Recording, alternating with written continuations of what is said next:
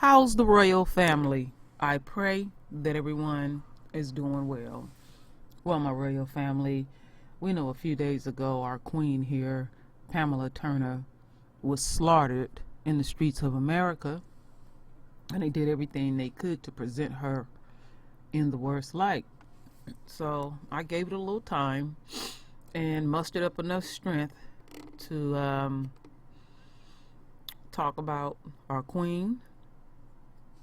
I did watch the video where she was slaughtered, and it's horrific. It is quite horrific, and I know many of you have seen it, and I'll leave the link to this article. Pamela Turner, 5 facts you need to know. It's quite a bit to read, but I want to go over here and show y'all something real quick before I play this video. They said attorney said Texas police officer who shot Pamela Turner knew she was mentally ill.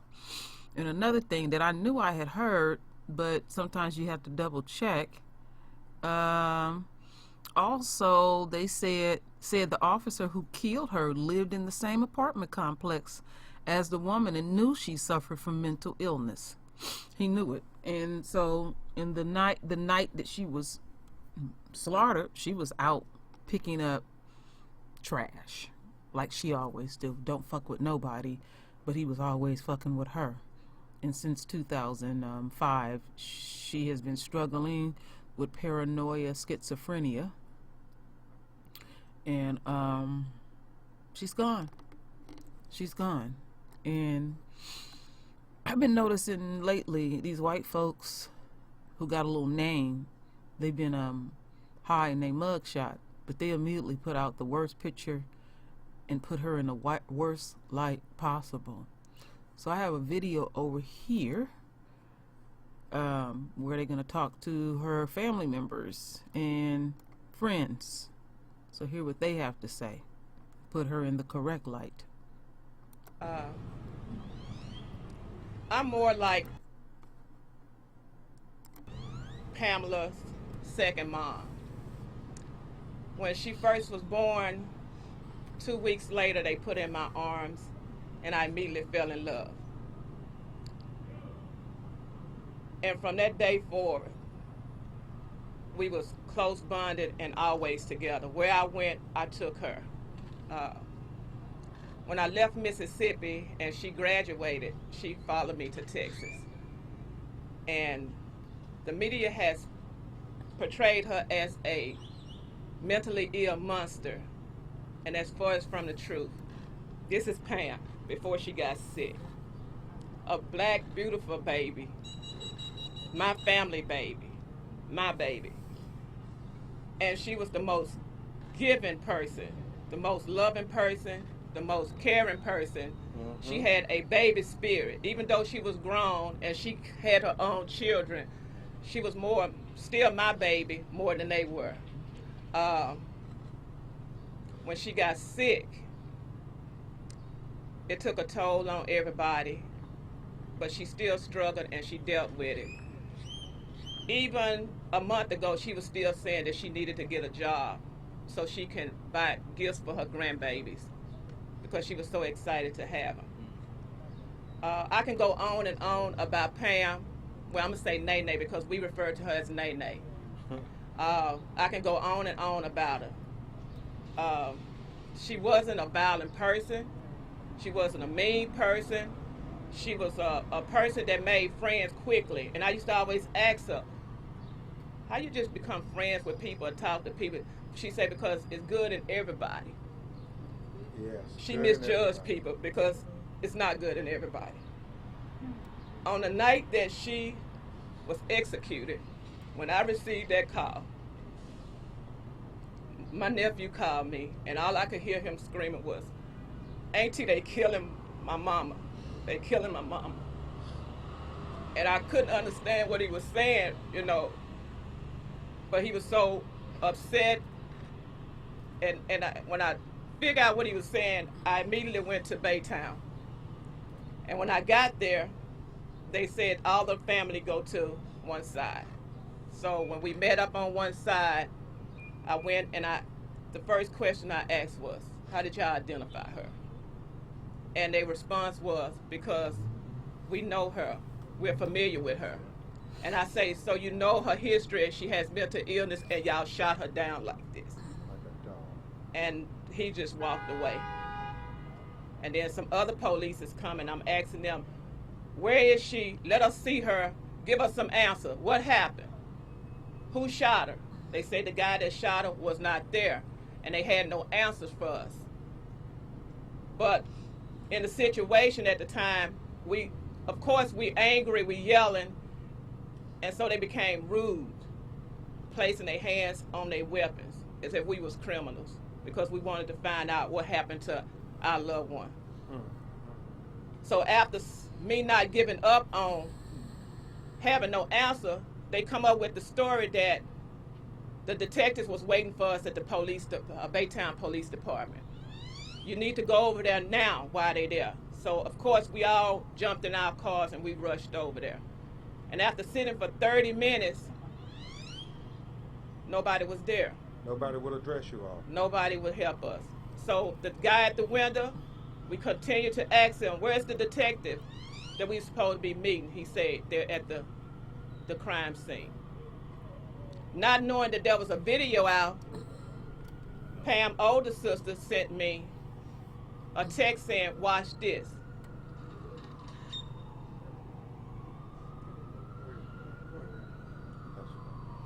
Lord, I've never seen no like it in my life. The man, Okay. he killed my baby. He executed her. He stood there, and all I see was she begging, leave me alone, leave me alone. And he pushed her to the ground. He tased her, and he stepped back. As a police officer, you know, she was not harmed and she never attempted to get up, and he had space in between them, but he opened fire.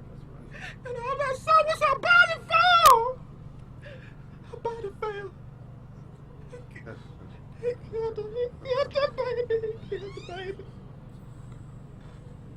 She's not a monster, y'all. Don't believe what they say. She's not a monster. She's a beautiful, she always had a baby spirit. She always was a baby. My family is large, and out of all of us, she was always the baby. Everybody that met her loved her. She just wanted to be normal. She once told me, she said, my illness, people look at me so different. They don't understand. I'm normal too. She said, people don't like me because of my illness. But I want to say to my baby, everybody love you now. They love you now. And he took my heart out. When he killed our baby, he took my heart. Because this was one of the love of my life right here. Thank you. Obviously, as we said, this is very emotional. Antoinette wanted me to make sure you all knew that she always wanted to keep working to try to support her family. She was forced to take early retirement after 20 years of working at San Jacinto Methodist Hospital for medical reasons. The doctor said she could not work anymore. She continued to want to work and contribute to society to the very last day. Also, it should be noted that when they called my office, they said the police executed my sister and my mother. And I'm sure some of the other attorneys could understand my thought. We get those calls a lot. But then Arthur Reed actually sent me the video of this killing of Pamela Turner, and it truly was an execution by the police. This was one of the worst police shootings I've ever seen in America, because she was an unarmed, innocent woman. Right. And he knew it. Right. And he knew that she was a mentally ill person. But yet, he shot her not once, not twice, not 3 times, not 4 times, but 5 times at point blank range. And now this family is struggling to know whether they could even have an open casket funeral. And that's why we're outraged. That's why people all around America are outraged. That's why Ashton Woods and Black Lives Matter are planning a march here in Houston. That's why they are gathering in New York saying justice for Pamela Turner. That's why mental health advocates all over America have been calling our office saying that this is wrong. We have to use this tragedy to teach people that mentally ill people are human beings too. Right. Tracy, can you say a few words? And if you are, Hello, I'm Tracy Frazier. I'm one of Pam's sister. There's 4 of us all together. Miss Tracy, could you just spell the first and last name so we get it correct? Sure. T-R-A-C-Y, Frazier, F-R-A-Z-I-E-R. Thank you, ma'am. Okay. You know, I was asked to speak on behalf of my sister and my family. Some of them couldn't be here today. And I had no problem doing that because I am Pam's voice too. The last I spoke to her was on Sunday. She called me on Mother's Day and she said to me, you know, I'm a grandmother again. And I said, oh yeah? And she says, yes. She said, my daughter Chelsea had another baby. And I said, okay. And she says, you know, I'm a grandma. I got 3 now. And I said, oh, all right. And my sister said something strange to me. She says, you know, I got you know, something to tell you, but you know, I gotta wait. And I said, oh, what's that? And she said, I don't know. She said, I gotta wait. Gotta wait a couple of days. And I said, okay. And that was the last I talked to my sister until my father woke me up on Monday night to tell me that she had been shot 5 times. And I sprung up off the sofa and screamed to my husband to come here. And I said, book me a flight. I'm headed to Texas. I'm headed to Texas to see what's going on. And I get here, and for the time I've been here, all I've seen and heard, all that has come across my eyes and my ears is this way that she's being displayed in the media. Mm-hmm. You know, this horrible person who just seemed inhuman, which is quite the contrary. Mm-hmm. My sister was a human being who had rights.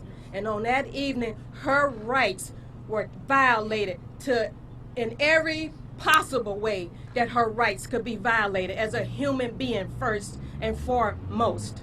Okay?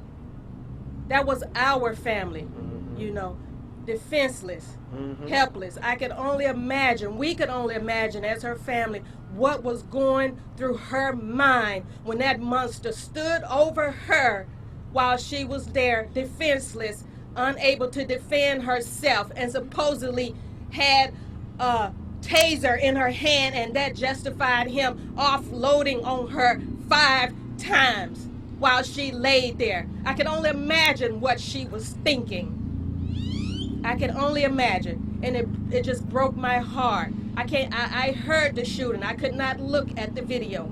I could not stand to look at it because I'm already full of anger and rage at the fact that Steve Doris stood on TV and said this monster was justifiable in what he did to my sister.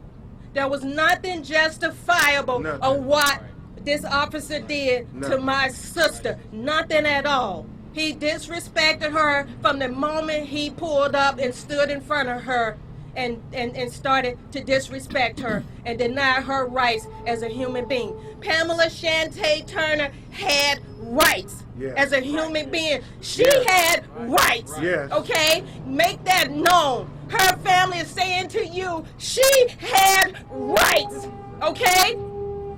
And she did not deserve to be killed and murdered in the way that she was. Okay? You can say whatever you want. You can put whatever pictures you want on the news, social media, all you social trolls. Let it be known, we don't care. We're coming strong. Amen. We don't care what you say about Pamela Shante Turner, because she was our family. We know who she is. We know that. Okay? Sometimes think twice before you get on the news and on the media making comments when you don't know all the facts. Exactly. Okay? Exactly. Good job. Good job. And to the officer who stood over my sister, Monster. yes, monster, who stood over my sister with all that power, all that rage, all that misconduct. We're coming for you. You just wait. We'll be get there. justice. You hold on. Be still. We'll be there for you. He's You're going to the- have the answer. You're going to have to look, and my father said to tell you he is waiting for you to look him in the face so that he can ask you why. He's the one with the mental illness. That's right. Absolutely. My You have to sister be deserved mental. better. Thank you, Tracy. Right now, you're going to hear, and camera, y'all can get a little closer. You're going to hear from her daughter, Chelsea Rubin, and she's going to tell you who her mother was from her perspective and what she thinks is important for you to know. And if you can speak loud and I'm gonna try to. Okay. My name is Chelsea Rubin. I'm her daughter.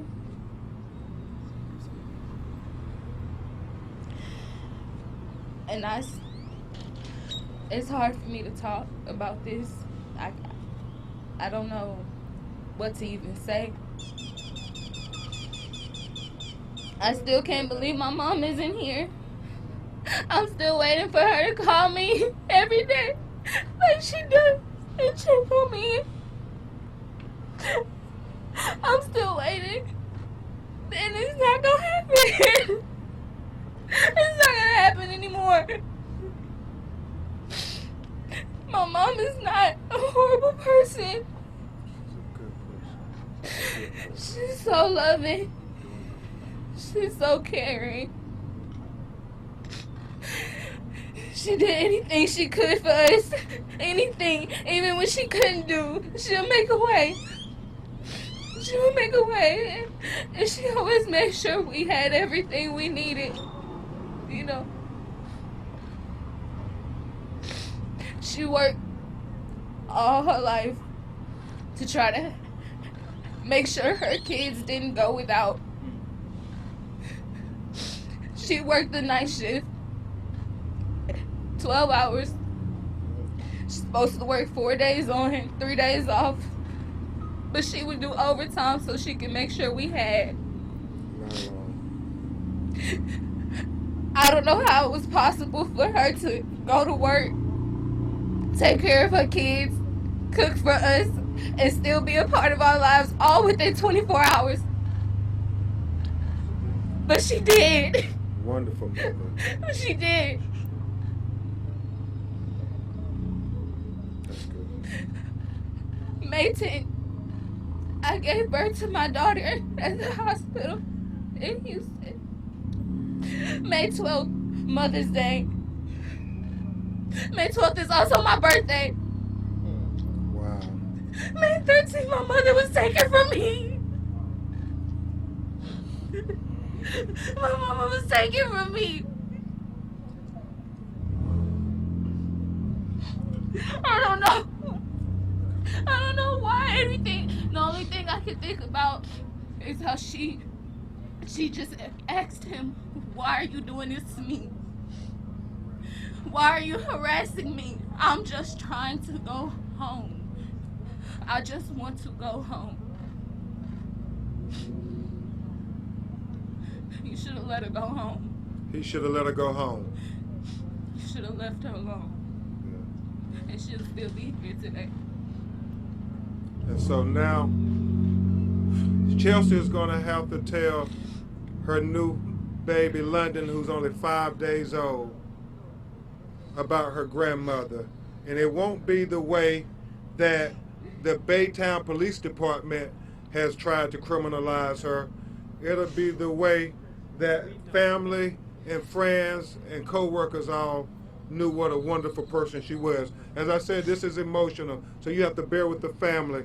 We're going to hear from her son Cameron, and then we're going to let you hear from some other families and take questions. Do you need the spelling of Chelsea? Chelsea's name is spelled Chelsea, Chelsie, Rubin, Rubin. And also Chelsea's father, Mr. Rubin, is present with us also. Before Cameron starts, can we get the spelling of My name is Cameron January, Cameron. January, January. Alright. First most, my mother, she was not an evil person. She was not a criminal. And I won't stand here and let y'all make her look like that. She was giving and caring. She would give you the shirt off her back, and she wouldn't even have to know you. It was plenty of times I had to tell her, stop giving stuff away because you barely have stuff. But she still did it. I had to find out my mother was murdered from a video. I didn't receive no phone call. And then they didn't want to tell us how it was done, or they didn't want to give us no information about it. So I had to sit there and replay this video of my mother getting murdered. And over and over.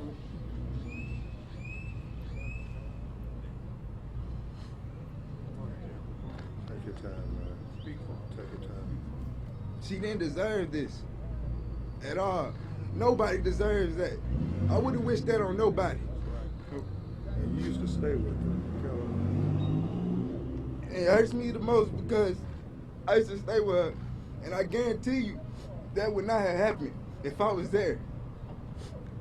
I feel like it's my fault for not being there for her, because I could have prevented that. It's not your fault, bro. It's not your fault. Bro, it's gonna be all right. 2 months ago, I had my first child. My sister just had her second child. She did not get to hold either one of them. She did not get to see either one of them. We have to tell them stories about their grandmother now. It's not right. She didn't deserve this, man. All right, my royal family. Hello, I'm Carl Schmidt. According to the... Take that down. So, my royal family, some people haven't seen the video. And I got to keep it real core with the royal family.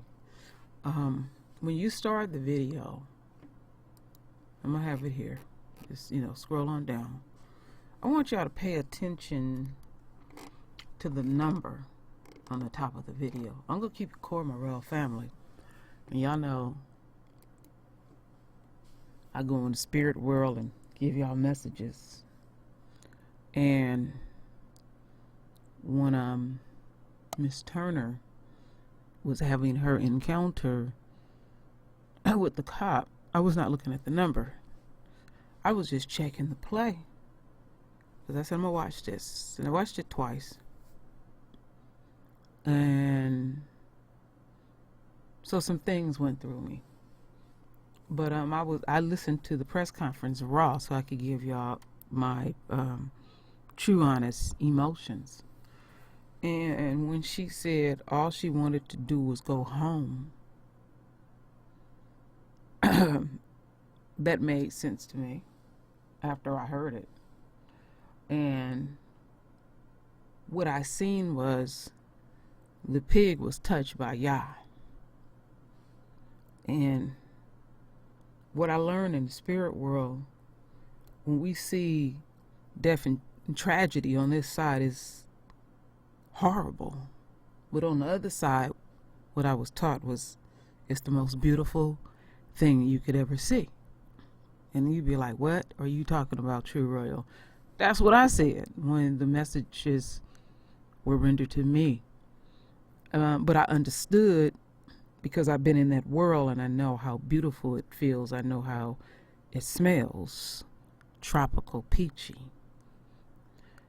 And it was just time.